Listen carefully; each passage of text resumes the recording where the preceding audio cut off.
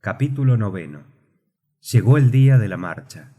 La víspera, Mr. Thompson, siempre complaciente, nos había entregado cartas de recomendación las más apremiantes para el conde de Tramp, gobernador de Islandia, para Mr. Picturson, coadjutor del obispo, y para Mr. Finsen, alcalde de Reykjavik.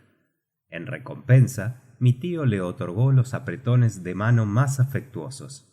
El día 2, a las 6 de la mañana, nuestros preciosos bagajes estaban a bordo de la Valkyrie. El capitán nos condujo a unos camarotes estrechos que parecían garitas. ¿Tenemos buen viento?, preguntó mi tío. Excelente, repitió el capitán Barn. Viento sudeste. Vamos a salir del Sand a un largo y a todo trapo. Algunos instantes después, la goleta, con su trinquete, su cangreja, su gavia y sus juanetes, aparejó y entró en el estrecho a toda vela. Al cabo de una hora, la capital de Dinamarca parecía abismarse en las lejanas olas, y la Valkyrie lamía casi la costa de Elsener. En la disposición nerviosa en que yo me encontraba, esperaba ver la sombra de Hamlet errando en el terrado de la leyenda. Sublime loco, decía yo, tú sin duda aprobarás nuestra empresa. Nos seguirás, tal vez, para buscar en el centro del globo una solución a tu eterna duda. Pero nada apareció en los antiguos terraplenes. El castillo es, además, mucho más moderno que el heroico príncipe de Dinamarca. Sirve actualmente de suntuoso alojamiento al portero de aquel estrecho del Sand, por el cual pasan todos los años 15.000 buques de todas las naciones. El castillo de Kronborg desapareció luego, velado por la bruma, y lo mismo la torre de Helsingborg, que se levanta en la costa de Suecia, y la goleta se inclinó ligeramente impelida por las brisas del Kattegat. La Valkyrie era muy velera, pero con un buque de vela no se sabe nunca cuándo se llegará al término de un viaje. Transportaba a Reykjavik carbón, alfarería, vestidos de lana y un cargamento de trigo. Bastaban para la maniobra 5 tripulantes, que eran todos dinamarqueses. ¿Cuánto durará la travesía?, preguntó mi tío al capitán. Unos 10 días, respondió este. Si al atravesar los Feroe no encontramos vientos frescos del noroeste. Pero no se suelen experimentar retrasos considerables. No, tranquilizaos, llegaremos. Al anochecer, la goleta dobló el cabo Skagen, en la punta del norte de Dinamarca. Atravesó durante la noche el Skagerrak, costeó la extremidad de Noruega, cruzando por el cabo de Lindnes, y entró en el mar del norte. 2 días después divisamos las costas de Escocia a la altura de Peterhead, y la Valkyrie hizo rumbo hacia los Feroe, pasando por entre los Orcades y los Sifland. No tardaron las olas del Atlántico en azotar los flancos de nuestra goleta, y tuvimos que andar de vuelta y vuelta para picar el viento del norte, que no sin trabajo nos permitió alcanzar los Feroe. El 8, el capitán reconoció Myganness, la más oriental de aquellas islas, y desde aquel momento encaró el bauprés al cabo Portland, situado en la costa meridional de Islandia. No ofreció la travesía incidente alguno notable. No me mareé, pero mi tío no dejó un momento de estar enfermo, lo que le tenía muy de mal humor y sobre todo muy avergonzado. No pudo, pues, preguntar nada al capitán Barn acerca del Sneffels, los medios de comunicación y las facilidades de transporte, por lo que tuvo que aplazar sus investigaciones y pasó todo el tiempo que duró la travesía echado en su camarote, que se estremecía a cada balance. El 11 doblamos el cabo Portland, permitiéndonos el tiempo, que estaba entonces claro, distinguir el Myrdalsjökull que le domina. El cabo se compone de un peñasco de rápidas pendientes que está solo en la playa. La Valkyrie se mantuvo prudentemente a cierta distancia de la costa, echándose al oeste, en medio de un gran número de ballenas y tiburones. No tardó en aparecer un inmenso peñasco agujereado de parte a parte, cruzado con furia por el mar espumoso. Pareció que los islotes del Westman brotaban del océano, como un sembrado de rocas en la líquida llanura. Desde aquel momento la goleta se hizo mar adentro, para doblar de lejos el cabo Reykjanes, que forma el ángulo occidental de Islandia.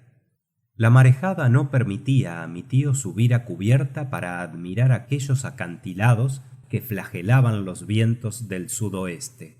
48 horas después, pasada una tempestad que obligó a la goleta a huir a palo seco, vimos levantarse al este la boya de la punta Skagen, cuyas peligrosas rocas se prolongan mar adentro a mucha distancia.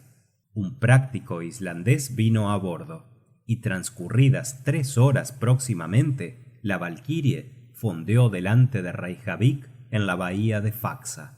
Entonces salió el profesor de su camarote, algo pálido y quebrantado, pero entusiasta como siempre, y llevando su satisfacción impresa en su semblante. La población de la ciudad, a la cual interesaba singularmente la llegada de un buque en el cual todos tenían algo que recoger, se agrupó en el muelle. Mi tío abandonó deprisa y corriendo su cárcel flotante, por no decir su hospital, pero antes de abandonar la cubierta me arrastró hacia la proa y me indicó con el dedo, en la parte septentrional de la bahía, una montaña que tenía 2 picos, un doble cono cubierto de nieves eternas. ¡El Sneffels!, exclamó. ¡El Sneffels! Después de haberme con un gesto recomendado absoluto silencio, bajó al bote que le esperaba. Le seguí y pusimos inmediatamente el pie en el suelo de Islandia. Apareció de improviso un sujeto de buena figura, vestido de general. No era, sin embargo, más que un simple magistrado, el gobernador de la isla, el barón Mr. Trump en persona. El profesor le reconoció al momento y le entregó sus cartas de recomendación, entablándose en dinamarqués un breve diálogo en el cual no tomé yo la menor parte. De aquella primera entrevista resultó que el barón Trump se puso enteramente a disposición del profesor Lidenbrock. Mi tío fue recibido del modo más lisonjero por el alcalde, Mr. Finsen, no menos militar por su traje que el gobernador, pero igualmente pacífico por temperamento y estado. En cuanto al coadjutor, Mr. Picturson, estaba a la sazón girando una visita episcopal por el norte de su diócesis, por lo que tuvimos que resignarnos a no verle hasta más adelante. Pero entramos en relaciones con un sujeto dignísimo, cuyo auxilio nos sirvió de mucho. Se llamaba Mr. Fridriksson y era catedrático de ciencias naturales en la escuela de Reykjavik. Era un sabio modesto y no hablaba más que islandés y latín. Me ofreció sus servicios en la lengua de Horacio y conocí al momento que estábamos formados para comprendernos. Fue efectivamente el único personaje con quien estuve relacionado durante mi permanencia en Islandia. Aquel hombre excelente puso a nuestra disposición 2/4 de 3 de que se componía su casa, y en él nos establecimos con todos nuestros equipajes, cuyo número asombró un poco a los habitantes de Reykjavik. Vamos bien, Axel, me dijo mi tío. Lo más difícil está ya hecho. ¿Cómo?, exclamé.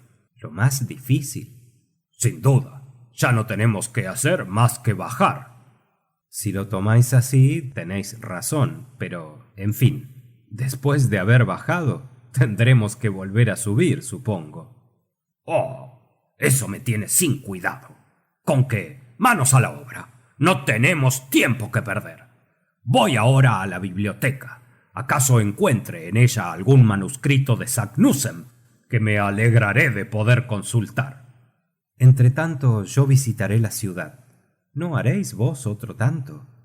Oh, la ciudad me interesa poco. Lo curioso en esta tierra de Islandia no está encima, sino debajo. Salí, paseando sin saber por dónde. No es fácil extraviarse en las dos únicas calles de Reykjavik. A nadie tuve que preguntar para saber mi camino, lo que, con el lenguaje de los gestos, expone a muchas equivocaciones. La ciudad se aloja entre dos colinas, en un terreno bastante bajo y pantanoso. Por un lado, cubre este terreno un montón de lavas y baja suavemente hacia el mar. Por el otro lado, se extiende la vasta bahía de Faxa, en que la Valkyrie era en aquel momento el único buque anclado. Está la bahía limitada al norte por el enorme ventisquero del Sneffels, y ordinariamente se hallan en ella fondeados algunos buques pescadores ingleses y franceses, pero entonces se hallaban pescando en las costas orientales de la isla. La más larga de las dos calles de Reykjavik es paralela a la playa, y en ella residen los mercaderes y negociantes, en cabañas de madera formadas de vigas encarnadas puestas horizontalmente. La otra calle, más al oeste, avanza hacia un lago de poca extensión, entre las casas del obispo y otros personajes no dedicados al comercio.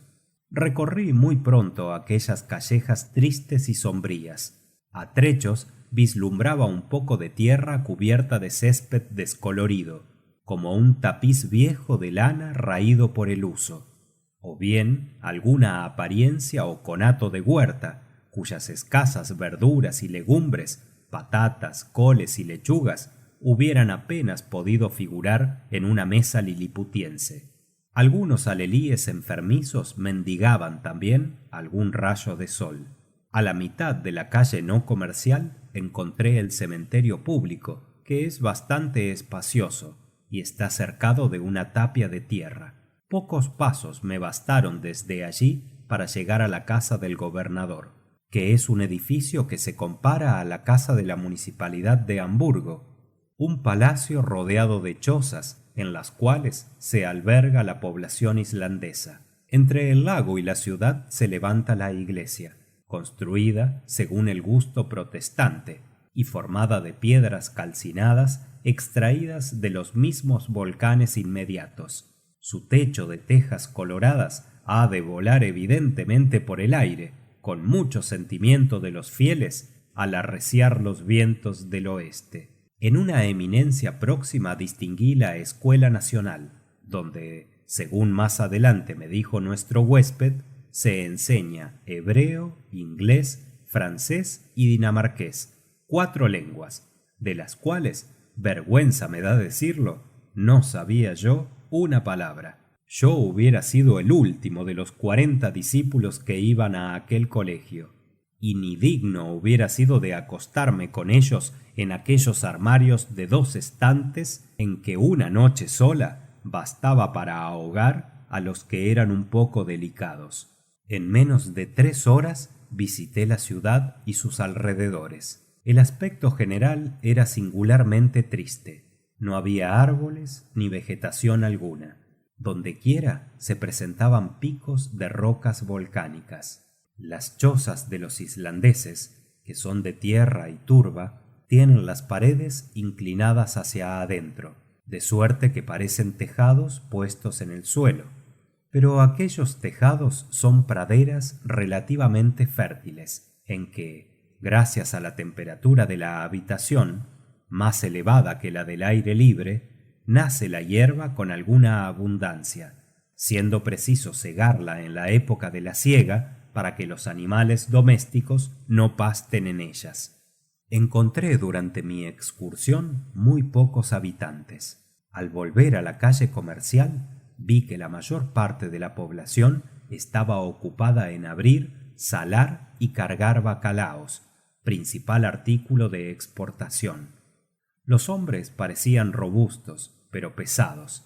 Eran una especie de alemanes rubios y meditabundos, que se sentían algo ajenos de la humanidad, pobres desterrados, relegados en aquella tierra de hielo, de los cuales la naturaleza debió hacer esquimales, puesto que les condenaba a vivir dentro del límite del círculo polar. En vano traté de sorprender alguna sonrisa en su semblante. Algunas veces alteraba su rostro alguna contracción involuntaria de los músculos, pero aquella contracción no era una sonrisa. Su traje consistía en una blusa grosera de lana negra, que en los países escandinavos se llama vadmel, en un sombrero de alas anchas, en un pantalón listado de rojo y un calzado que no es más que un pedazo de cuero doblado.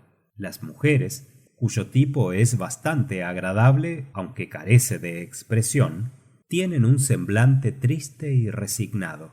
Su vestido se reduce a un corpiño y una saya de vadmel oscuro.